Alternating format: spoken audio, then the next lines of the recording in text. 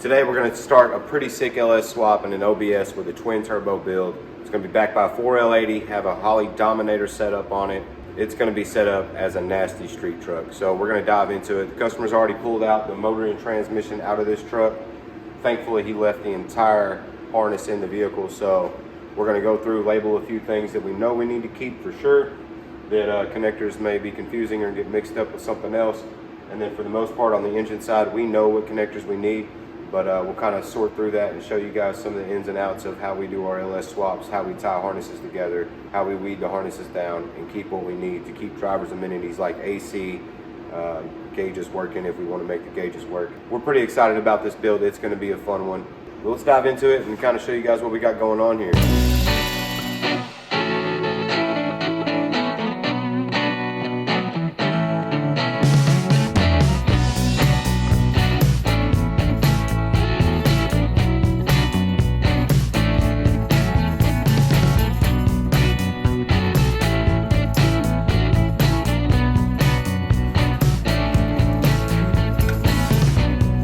Now see, you can do an LS swap in a weekend and you can just throw some junk together. And it'll probably look like this. But in order to do one right, have what we call a hood popper that you're proud to show off at a car show, that you're proud to show off to your friends or your parents or whoever. It takes time, and time is money. No, our LS swaps are not cheap, but they're done correctly. And we build drivers. We like to build things you can hop in and drive anywhere you want. You get what you pay for. All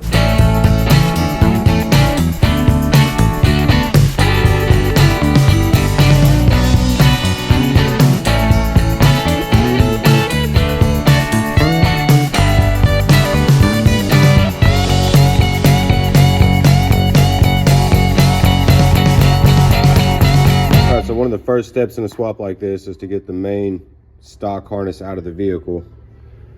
And if you're trying to utilize this fuse block right here, which I've actually spoke with the customer and we decided we are going to do that, but if you're trying to retain this fuse block and utilize what you don't use in there for whatever you may need, then you're going to have to weed down this entire stock harness. First step in that's going to be ripping all the loom off. So we got all the loom tore off of here. As you notice, I do like to unwrap the tape as much as I can. That way I'm not risking damaging any wires with the tip of a razor blade.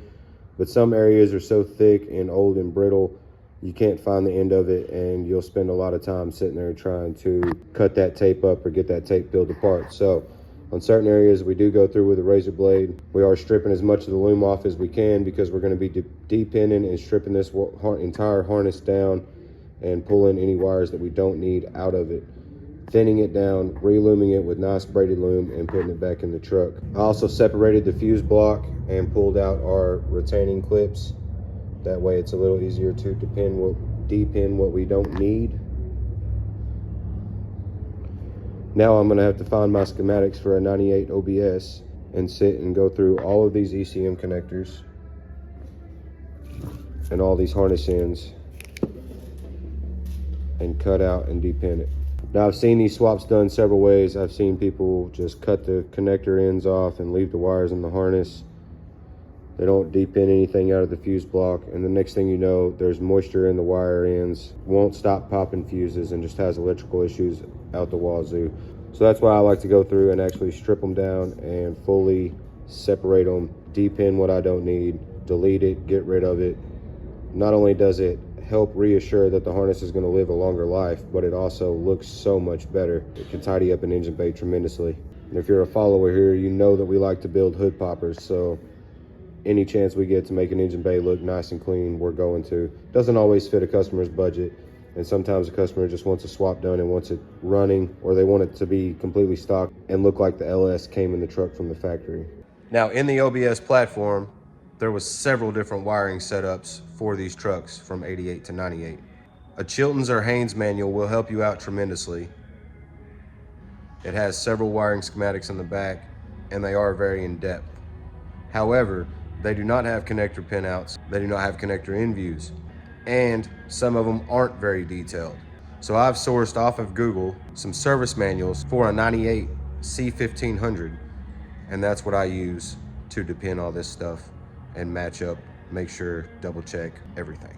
I will try to attach as many links for wiring diagrams and connector pinouts as I can in the description, along with links to Chilton and Haynes manuals for the 88 to 98 C1500 platform. All right, so we got to get some stuff out of this engine bay and get it ready for the motor and trans to go in.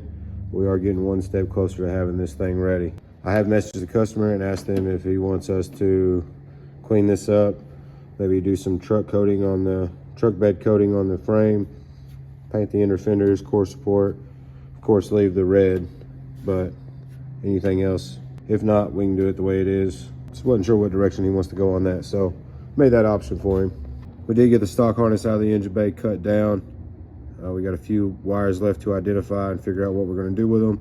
A couple for ABS and then a couple that go to the fuse block. Nothing crazy, but instead of completely deleting a circuit and a fuse out of the fuse block, we'll try to utilize that stuff and just relabel the fuse block accordingly.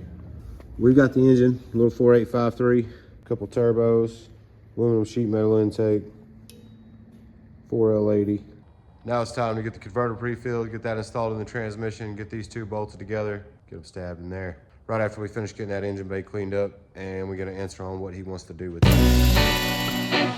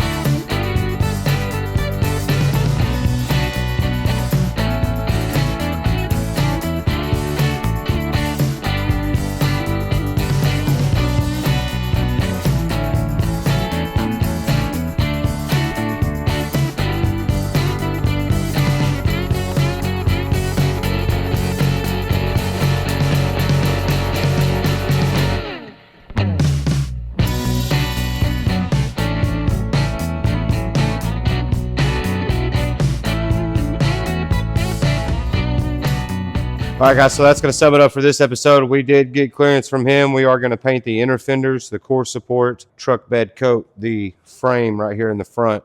So we got it all blown apart. We got the entire front cap off this thing. We're going to pressure wash it all, get it all cleaned up, and then we are going to get it all sprayed. And that'll be part 2 of this series.